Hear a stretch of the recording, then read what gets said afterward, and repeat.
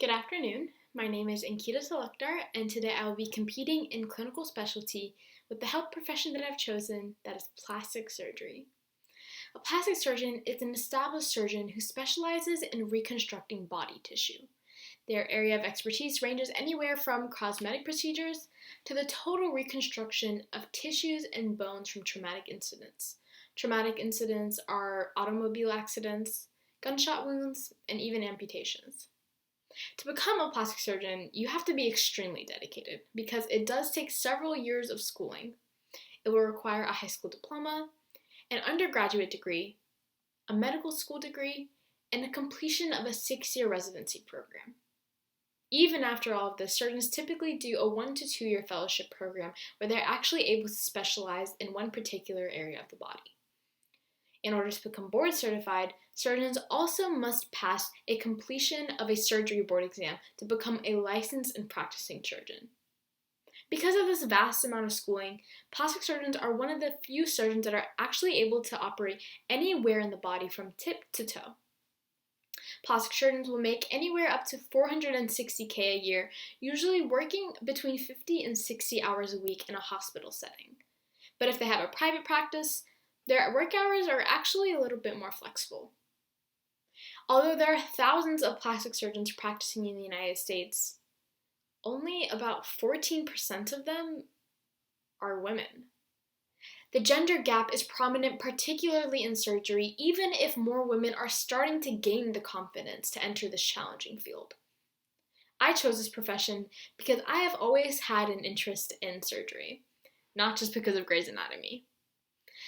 But plastic surgery enables someone to build their confidence and enhance their quality of life.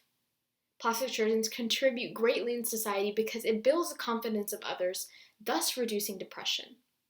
It also continuously breaks down these gender stereotypes society has placed. And I stand strong with breaking down society's barriers and wish to change the gender norms the society has placed on surgeons. I wish to show that young females like myself and empower them to reach for the moon, even if they land amongst the stars. Recently, I actually shadowed a renowned plastic surgeon named Dr. Das, who has graciously allowed me to view procedures and clinical consults. He taught me that plastic surgery is more about than fixing someone's happiness internally, rather than fixing their physical appearance. It is actually about consulting with the patient and listening to what they feel most insecure about. This allows the doctor to work their hardest to actually make an impact on their patients' lives.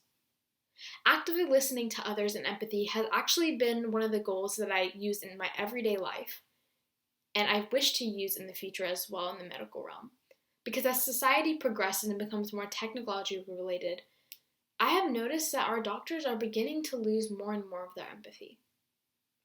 But now we'll be moving on to our buried suture, which is a skill that I picked for this profession because it is hidden, and it uses a dissolving thread that lies underneath the skin and typically is used within cosmetic procedures and is a favorite of plastic surgeons because it leaves minimal scarring. So now I will be playing the YouTube video of that.